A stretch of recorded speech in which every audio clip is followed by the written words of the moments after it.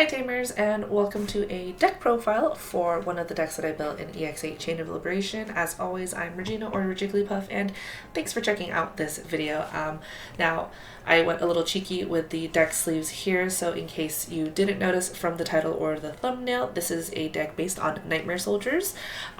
I'm using Dark Knight sleeves because I think it's kind of funny, and this is actually a deck that I didn't think that I would enjoy building or even playing, but after a couple of test games I actually found the deck to be super fun, so I'm really excited to share with you all of this. As a heads up, actually the majority of the deck can be built from this set. There's only a handful of cards that can't be built from EX8 itself, and those are near towards the back, and those are going to be some of the things that aren't Digimon cards in this. So let's get into it.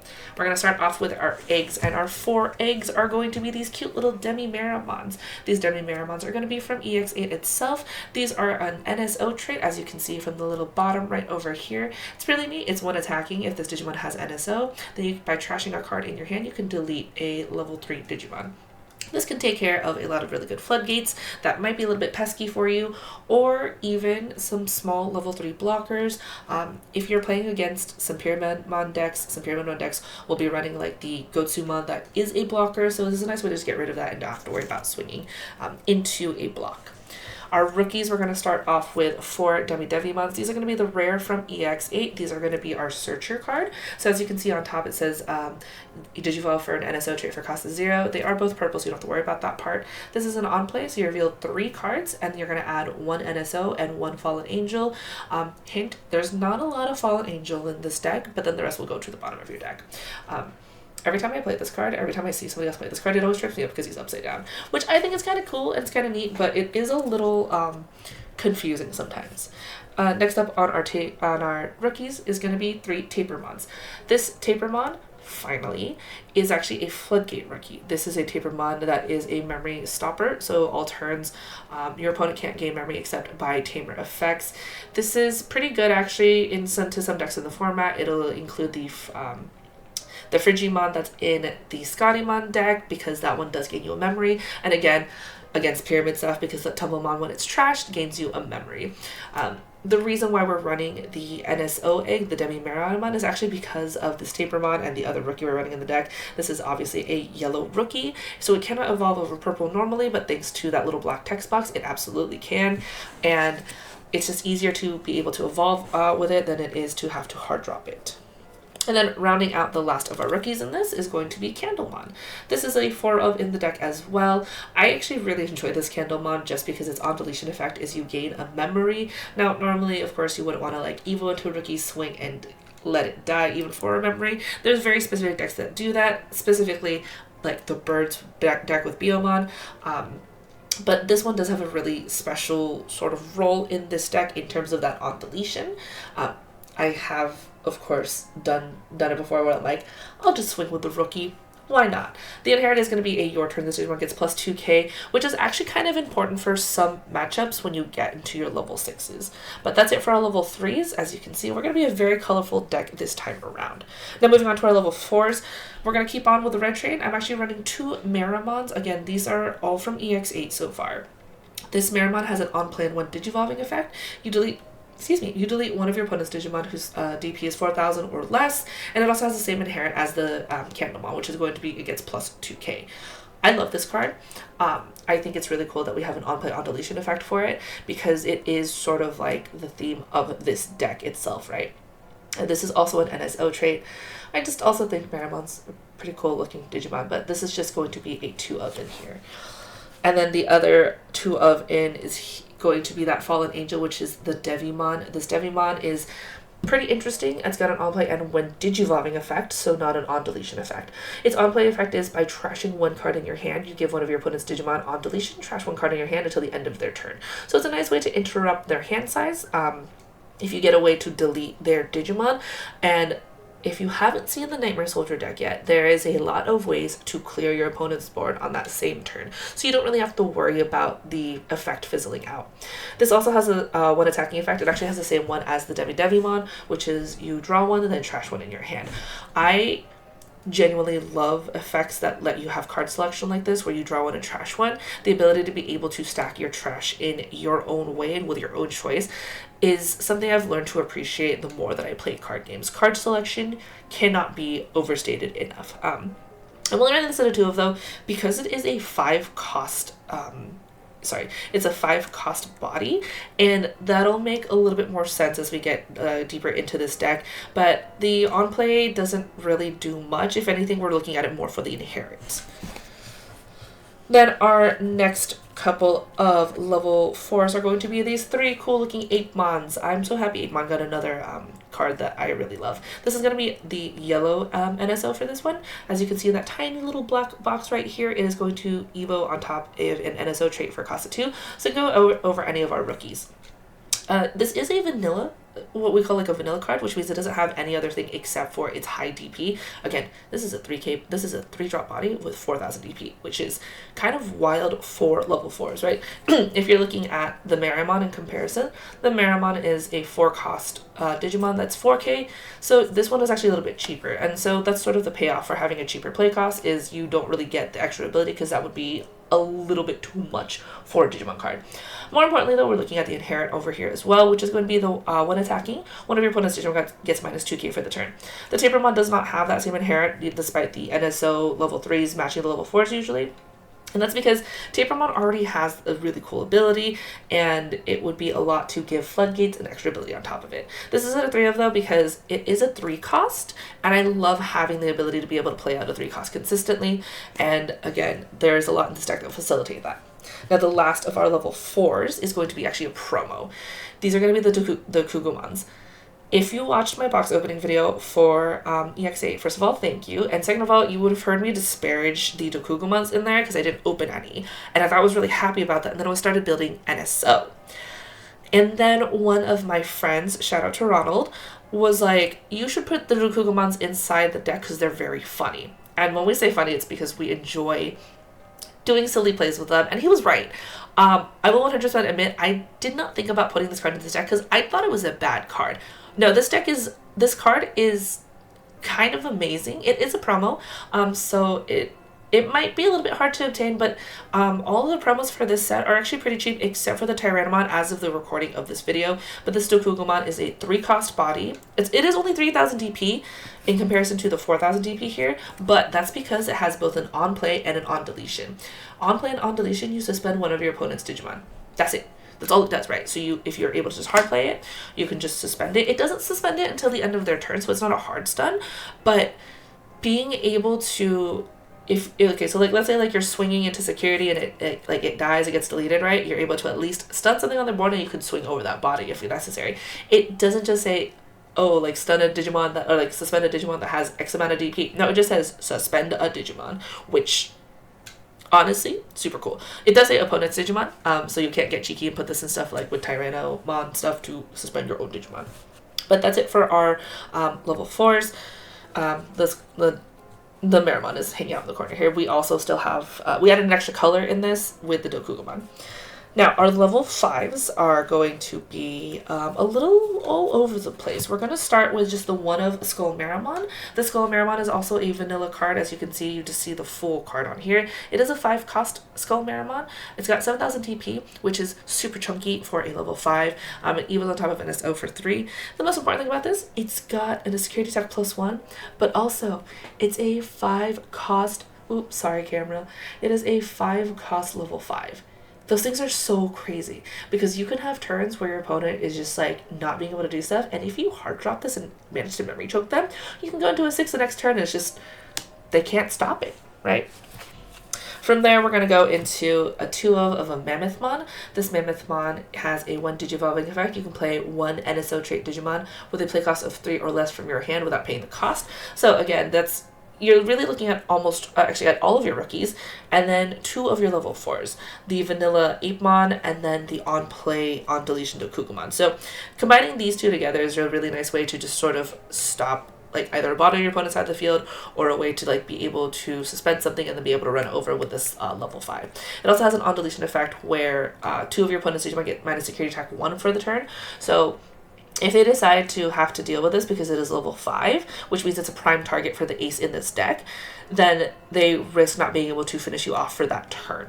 The inherit is also the same as the Apemon, which is a minus 2k, minus 4,000 DP for the turn to one of your opponent's Digimon. So I am only keeping this at a 2 of though, because there are other cards in this deck that I think would facilitate the main game plan of this deck a little bit more. I apparently like 1s and 2s because this is also a 2 of with the Pumpkinmon. I love this little guy. He's so cool. He is a DNA Digivolution card, which means if you have 2 level 4s on the field, either a yellow plus a red or purple level 4 Digimon, you can DNA Digivolve into this, which is super neat. But it does evolve over NSOs for a cost of 3. It has an on-play 1 Digivolving effect. This is rare, that's why it's so shiny.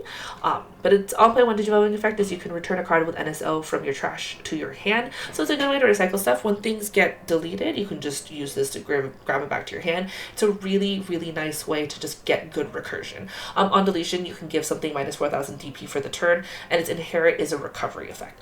I like this card. I don't think I'm going to run it as more of a 2 of, despite the fact that it can DNA Digivolve and it has a 1 Digivolving effect of being able to grab stuff back. I think that it is good at a 2 of because the only 4 slot level 5 in this deck goes to Mammothmon. Okay, so full confession. When I was a kid and I used to watch the Digimon Adventure one, I was like, yeah, Mammothmon is cool, I guess. He's a really scary villain. And then they introduced him in Ghost Game and he had the same exact design, but they made him look cooler. So he also looks cool in this thing. There is a lot of text inside this Mammothmon. It is also a rare. It is a 7 cost though, so that is a little bit important. It also has NSO trait, and it has a when attacking effect. So it says when attacking, you may play 1 NSO trait Digimon card with a play cost of 3 or less from your trash without paying the cost. So that's all of our rookies, and again, the Apemon and the Dokugomon. More importantly, your turn once per turn. So when your Digimon are played or Digivolve, if any of them have the NSO trait, 2 of your Digimon may DNA Digivolve into a Digimon card with the NSO trait in your hand. Then that DNA Digivolve Digimon may attack. Okay, here's a fun fact.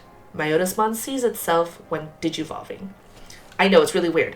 I think we have to double check this like 5 different times, but it does see itself because it does not say when other Digimon are played or Digivolve if they have NSO. So what this means is when you evo into the Mammothmon, you are able to go ahead and it sees itself triggering, and if you have the other half of the DNA Digivolution, you can DNA Digivolve with it, and then that Digimon can attack.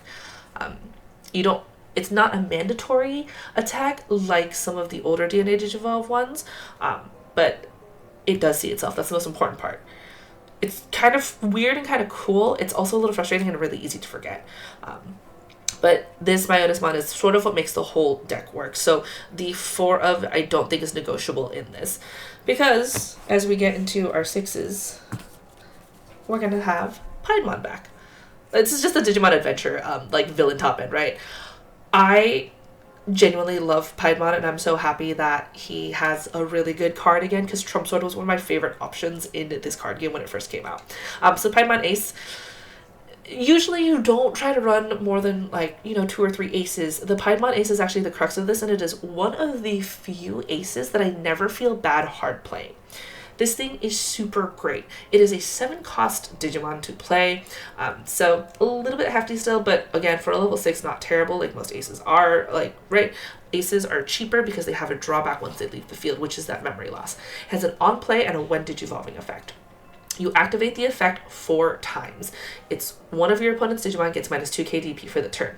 This means for 4 separate instances, you can do -2, -2, -2, -2. It does not have to be on the same Digimon. It can be on 4 different Digimon. It can be on 2 Digimon on the same one. It can be 1, 2, 2, 2, right? 1, 2, 3, and 4, right?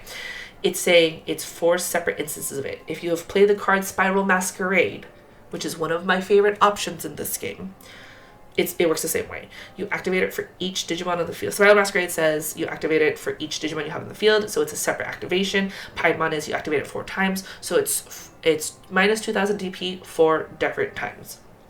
So it's really cool. The even better part about it is all turns, when other Digimon are deleted, you may play one level 4 or lower NSO trait Digimon card from your trash without paying the cost. So you see, you remember that Candlemon I talked about that had that on deletion effect? So if it dies, you can bring it back. The really neat part about this is that when your Digimon get deleted in like battle somehow or in security, most of them have an on deletion effect for the level 4s, and then you can just bring them back and then do it all over again. So like realistically, like, you could delete two 4K DP things with this Meramon. It's kind of insane. But I do love this Apemon. The Apemon I'm just not going to hang out because we're going to talk about why they're so important later. We're going to finish off the rest of the 6s in this, including 2 SkullMammothmons. This is going to be a when Digivolving effect. You can play a NSO trait card with cost 5 or less from your hand or trash. So I love the SkullMammothmon here because it gives you options between your hand or your trash. Sometimes I see my hand breaking a little bit and I don't have a lot of like things that I can play out. So it's nice to have a trash that's full of stuff, and the inherits from some of the purple cards that let you draw one, trash one are a really good way to help make sure you have good targets for the SkullMammothmon. So it's honestly just kind of nice to be able to have selection in your trash as well, and then being able to place cards out like that. So honestly, like, your Digimon never really get deleted, they just come back, and they are honestly such a pain in the butt to deal with. The last 2 level 6s we have in this are Callismons. So Callismon is also a DNA evolution Digimon. It says Digivolve on top of NSO trait right there, and then right there it says DNA Digivolve. That's why we have all the colors in here. Actually, that's not really why we have all the colors in here, because I wanted to build NSO Tribal, and I didn't want to stray too far from it, because I know there's a purple build out there, but for me I thought it was more fun to try to build within the constraints of EX6. So this Callismon says, okay, when Digivolving, suspend one of your opponent's Digimon or Tamers, then return one of their suspended Tamers to the bottom of the deck. So, if they already have a suspended Tamer, that's totally fine. You can still suspend a Digimon and then return that suspended Tamer to the bottom. This does not target something you have to have suspended. It just says you can suspend something, then you bottom deck a suspended Tamer. I never thought I'd be on the side of Tamer hate like this, but it feels really good. I'm in my villain era, I think. And then on your turn, for each color in this Digimon's Digivolution card, so it can have up to, where are we, like 1, 2, 3, it can have up to 4 colors in this. It gets 1000 DP, and then when your opponent has no Digimon with as much or more DP as this Digimon, it gains piercing and sec +1. So if you can get the full stack of colors in here, we're looking at purple, yellow, red, and green. That's an extra 4K, so it's 16. And then if you happen to have any of the red Digimon in there, it's another plus 2K. So you're looking at 18,000 DP on your turn. It's very difficult for most decks to get up that high while it's your turn. So 90% of the time this is going to have that security attack +1 and piercing, which means if somehow you can play out the Dakugomon with it, you can suspend one of their Digimon and pierce through it, and it's kind of neat and silly. I like the Callismon because, more importantly, even though it's a DNA Digivolution Digimon, the when Digivolving effect doesn't specify it has to be DNA Digivolve. It's just a when Digivolving effect. I had to read that like 5 times and be like, oh my god, I don't have to DNA Digivolve. No, you don't. Remember, reading the card sometimes explains the card, but TCG players, and I'm with you all on this, we cannot read. It's okay, it's a recurring joke, it's fine. Look at this though. But that's all the level 6s, but we're not done because the most fun part about this deck is the level 7, and that is BoltBoutamon. This is 3 of, and as a normal rule of thumb, I actually don't run more than 2 level 7s unless the deck absolutely needs it. I think the only time I've ever run more than this is with my Rosemon decks because burst modes are just cracked. BoltBoutamon is super, super cool. It does evo for 5 over a level 6. So if you have to hard evo into it, it's a little bit of a hefty cost to pay, which is a little unfortunate. It has a regular DNA Digivolution cost, where it's able to evo with either a purple or black level 6 with a yellow or green level 6, and you can DNA them into that. Or you can use a Piedmon and then a Mammothmon, which is why it's so cool to be able to get the Mammothmon and Piedmon out on the same turn, because then you DNA into this sucker. And he is mean. He is very, very mean. When Digivolving, you de-Digivolve 3, one of your opponent's Digimon, and then for the turn, all of their Digimon get minus 6,000 DP.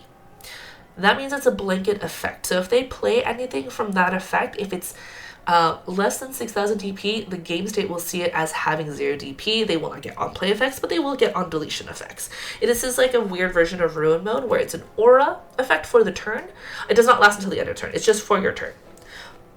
But what's neat about this is all turns, when other Digimon are deleted, you can trash the top card of your opponent's security stack. And this is all turns.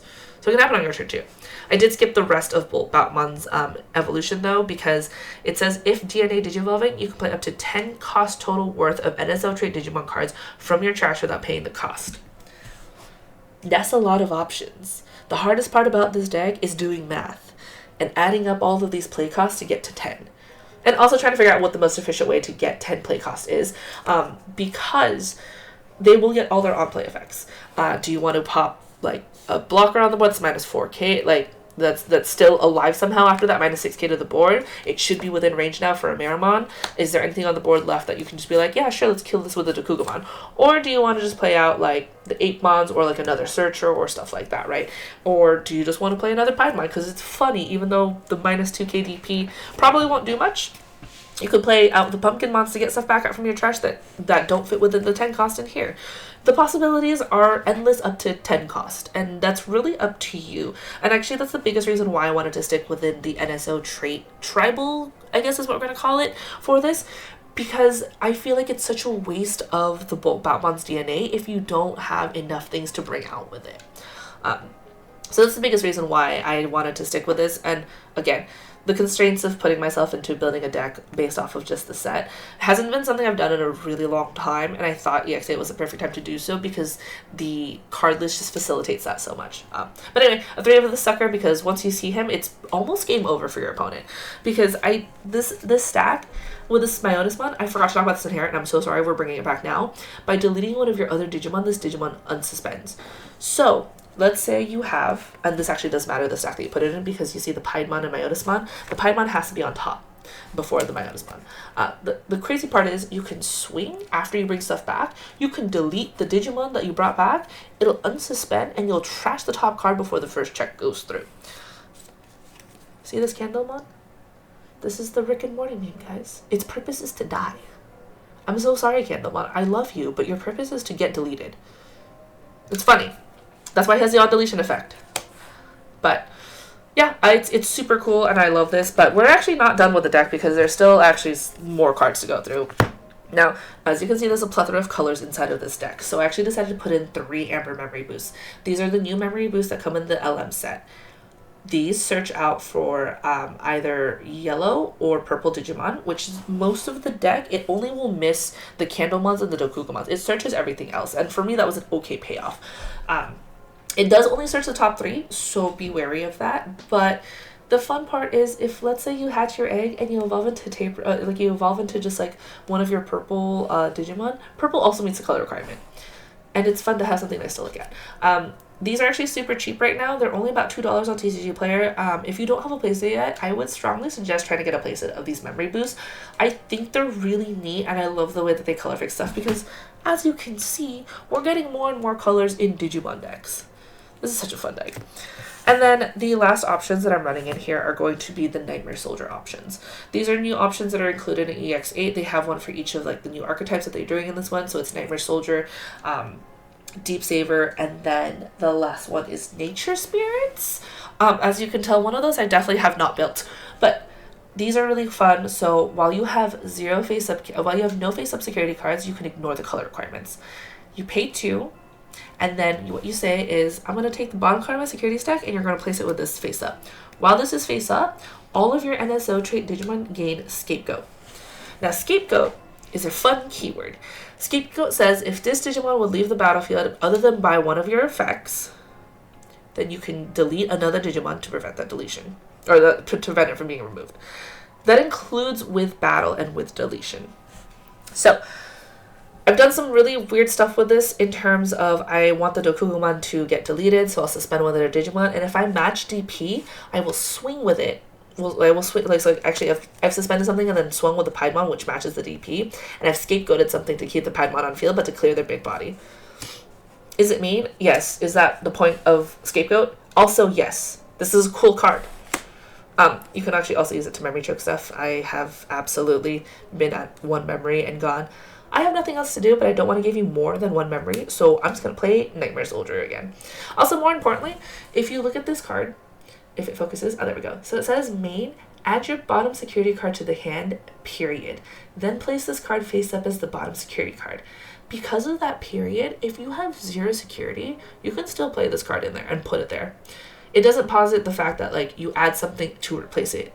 It just says then, right? So, or I think, right, that should be how it works. If it doesn't, then I cheated in one of my games, and I'm so sorry to the person that I played against. It was a test game. But it should work the same way, I think, as Blinding Ray. Let me go double check that after this, y'all. I will put it in the description what my final findings were on that one, so please check the description. It'll probably be in the first line. So the last card that I have on here is actually, I've been waffling between. It is going to be a Memory Tamer, and this Memory Tamer is the Matt Ishida from the starter deck, which is the friendship one, the weird purple one, right? It's a Memory Tamer, and it's because I think this deck needs a little bit more memory. I did not want to run Training Boost because, as you can tell, there's too many colors to run an appropriate Training Boost. This one also is all turns when one of your effect trashes a card in your hand. By suspending this tamer, you gain a memory. The reason I'm so hesitant on this mat is there's a decent amount of like draw 1, trash 1 stuff in here. It's 4, 5, 6, 7-ish or so. Oh, sorry. The egg cancels it. The 4 DemiDevis, the 2 Devimons, and I think that's it actually. So like there's like a decent amount. I'm still testing with this mat. I actually had 2 other ideas, and it's up to you. Your mileage may vary on this. This could also be a Jack Raid if you felt like it. It could be literally any other like option that you want to run in the deck within these colors. But I really wanted a Memory Tamer, so I'm actually thinking of going red and either running the Owen Dreadnought or running Hiro Amanakawa. The reason being, Owen Dreadnought is a Memory Tamer, but also has, while your opponent's security, all turns when your opponent's security stack is removed from, by suspending this Tamer, delete one of your opponent's Digimon with 4,000 DP or less. That's funny with BoltBoutamon, and it's funny with the inherits of the yellow Digimon in here. The Hiro Amanakawa is also a Memory Tamer, is also a 4 cost. But it says, on your turn, when you attack with a Digimon that has Gammamon in its name or is level 5 or higher, you can suspend this tamer to have one of your Digimon get plus 2k DP for the turn. The 2k DP is actually what really made me want to play the Hiro over anything else, because if you don't have a Nightmare Soldier inside of your security stack, then the Apemon is actually a really scary thing to swing with. It's a big body, but sometimes 12k isn't enough. So getting an extra 2k from this can mean the difference between the overflow or an extra like move to be able to do. Also, Nightmare Soldier inherit or security effect, super great. You can play a level 5 or lower Digimon card with an NSO trait from your hand without paying the cost. That means you could play a level 5, have a Apemon in your hand, and hope that they swing again so you can get the Blast Ace happening. But that's the deck. Again, I've played a couple games with it. I have loved every aspect of it so far. It was really straightforward to build in a lot of ways. I just tossed in everything that said NSO from the set and went, okay, let's figure it out from there. And honestly, like I said, it doesn't feel bad to just hard play the Apemon, because even if you play it, if they don't delete it, there's not much they can really do about it, right? And then you can just set it for the Mammothmon, go into BoltBoutamon, and then go, all right, I'm going to bring everything else back. But it's been fun. We're going to see how it goes after some more testing. I think the most you'll see me change is probably the Tamer choices. I did consider, like I said, Jack Raid in here, but I don't know that it's the best, because I doubt that I can get to 10 cards in my trash that consistently, especially if I'm trying to bring them back out as fast as possible. So, that's about it. Let me know what version of NSO you're thinking of building, if you are building it, or, you know, if you want to build this set. Because, again, the hardest cards to obtain in this from the set are just going to be the Aces and the BoltBoutamon.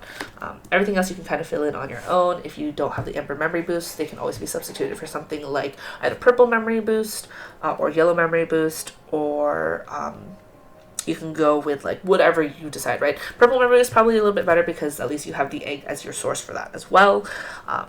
And then Tamer choices, if you want to run Tamers, again, up to you. So the non-Digimon version, the non-Digimon cards of this deck are really flexible, except for the Nightmare Soldier. That should probably be a 4 of. I know, it goes to the bottom of your security, but being able to just like memory choke people is just funny with it. But you would rather see it than not, and I think if you run it as list no 4, you're probably never gonna see it. But yeah. So hopefully you enjoy, and thanks again for checking this out. So I'll see you next time.